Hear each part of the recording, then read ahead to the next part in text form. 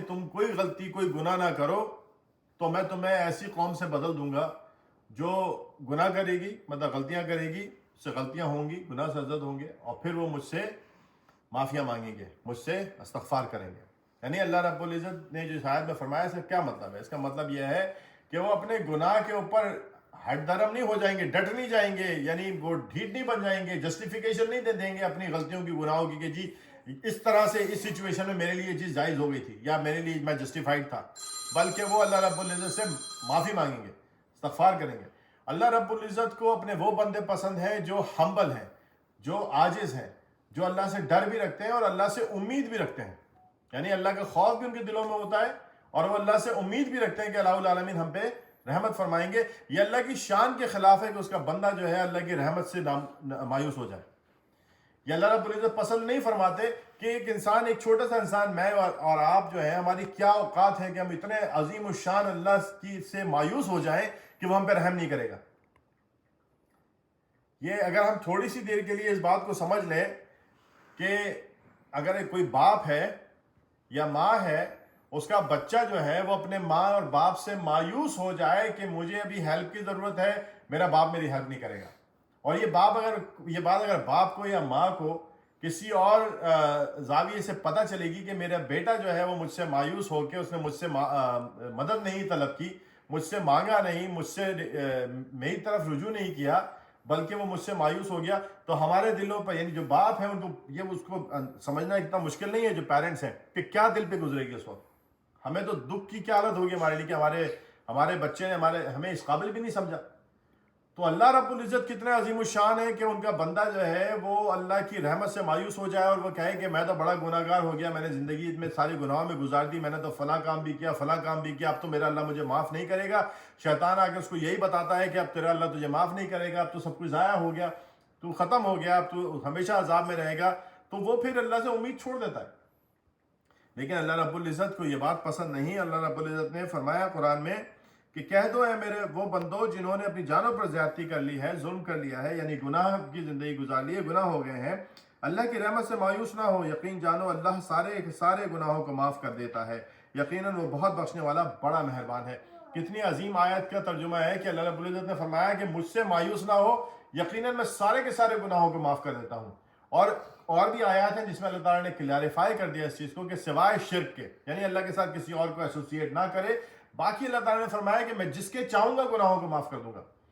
ہمارا پرابلم کیا ہے؟ ہمارا پرابلم یہ ہے کہ ہم اپنے سے جو دوسرا بندہ ہوتا ہے، چاہے وہ ہمارا جاننے والا ہو، پہچاننے والا ہو، یا کوئی اور ان نون بندہ ہو، ہم اس کے لیے پہلے سے ہی فیصلہ کر کے بیٹھ جاتے ہیں اس کی تو معافی نہیں ہونی، یہ بندہ ایسا ہے، میں تو اس کے اچھی طریقے سے جانتا ہوں، یہ تو جہنم میں بھی نچلے درجے میں جانے والا ہے۔ مطلب میں نے تو ایسے بھی الفاظ سن لیے بہت سارے لوگوں سے جو کہہ دیتے ہیں اپنے کسی بھی جوش میں آ کے کسی کے بھی بارے میں، ہم کون ہوتے ہیں کسی کے بارے میں ایسا کوئی فیصلہ دینے والے کہ اس کے ساتھ کیا ہونے والا ہے؟ اللہ رب العزت ہو سکتا ہے اس کو معاف کر دے۔ ہمیں تو اپنے بارے میں سوچنا چاہیے، ہمیں اپنے لیے جج بننا چاہیے، دوسروں کے لیے جج نہیں بننا چاہیے۔ ہم اپنے لیے لائر ہوتے ہیں، دوسروں کے لیے جج ہوتے ہیں۔ ہمیں دوسروں کی برائیاں نظر آ رہی ہوتی ہیں اور اپنی برائیاں بالکل نظر نہیں آ رہی ہوتی، کیونکہ شیطان نے پردہ ڈالا ہوا ہوتا ہے۔ تو ہم تو دوسروں کو جہنم کے درجے بھی بتا دیتے ہیں کہ کون سے درجے میں جانے والا ہے وہ، اس کے ساتھ قبر میں کیا ہونے والا ہے وہ بھی ہمیں پتہ ہوتا ہے۔ لیکن اللہ رب العزت فرماتے ہیں کہ میرے بندو جنہوں نے اپنی جانوں پر ظلم کر لیا ہے، مجھ سے مایوس نہ ہو سکتا ہے کہ وہ شخص جو اتنا برا تھا، ہو سکتا ہے کہ وہ اللہ کی رحمت سے مایوس نہ ہوا ہو سکتا ہے کہ اللہ رب العزت کو اس کی کسی بھی بات پہ پیار آ گیا ہو سکتا ہے کہ اللہ رب العزت نے اس کے گناہوں کو معاف کر دیا ہو، اور ہو سکتا ہے کہ اللہ رب العزت ہمیں اسی بات پہ پکڑ لے۔ کچھ لوگوں کو یہ بات سمجھ میں نہیں آتی، وہ یہ سمجھتے ہیں کہ جی جو ہمارے سامنے برا ہے، جس کو ہم برائی دیکھ رہے ہیں جس کی، اب وہ بالکل اللہ کے عذاب کا شکار ہونا 100% اس کا کنفرم ہے۔ اللہ رب العزت تو اس حد تک ڈھیل دیتے ہیں، اس حد تک جو ہے وہ ڈھیل دیتے ہیں کہ فرعون کو بھی اللہ رب العزت نے اس وقت تک ڈھیل دی جب تک کہ بالکل آخری وقت نہیں آ گیا اس کا،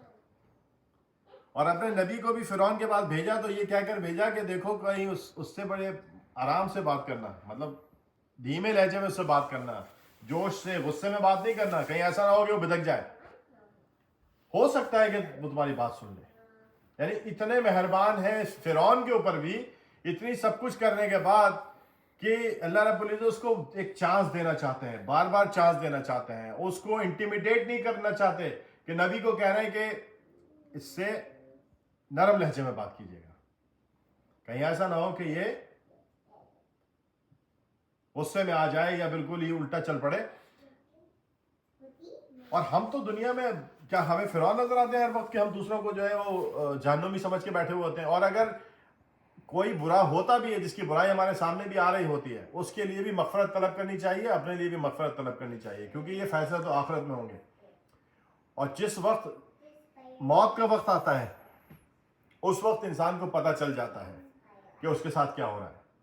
یہ ایک ایسا وقت ہوتا ہے جس میں انسان کی آنکھیں تو شاید کھلی بھی ہوتی ہیں, لیکن اللہ رب العزت اس کی زبان بند کر دیتا ہے.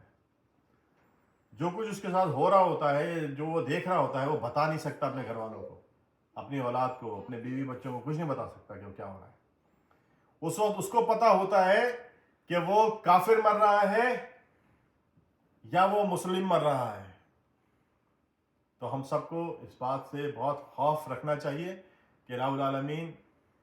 سے ڈرنا بھی چاہیے, اور الہ العالمین کی رحمت سے مایوس بھی نہیں ہونا چاہیے. اللہ رب العزت نے فرمایا کہ وہ سارے گناہوں کو معاف کر دیتے ہیں, تو اللہ تعالیٰ کی اس معافی اور رحمت کی طرف توجہ کرتے ہوئے گناہوں سے بچنے کی کوشش کرتے رہنا چاہیے. اور اگر سرزد ہو جائے کوئی گناہ تو اللہ سے معافی مانگنی چاہیے, اور اگر کسی کا کوئی گناہ ہمارے سامنے آئے اس کا پردہ رکھنا چاہیے, اور اگر کوئی گناہ گار ہو اور ہمارے سامنے ہو, اس کو نصیحت کر سکتے ہیں تو نصیحت کرنی چاہیے, پر اس کو اپنے دل میں یہ مت سمجھ لینا چاہیے کہ یہ جہنمی ہے. اس کا فیصلہ تو اللہ کرے گا. اللہ تعالیٰ ہم سب کو استغفار کرنے کی توفیق عطا فرمائے.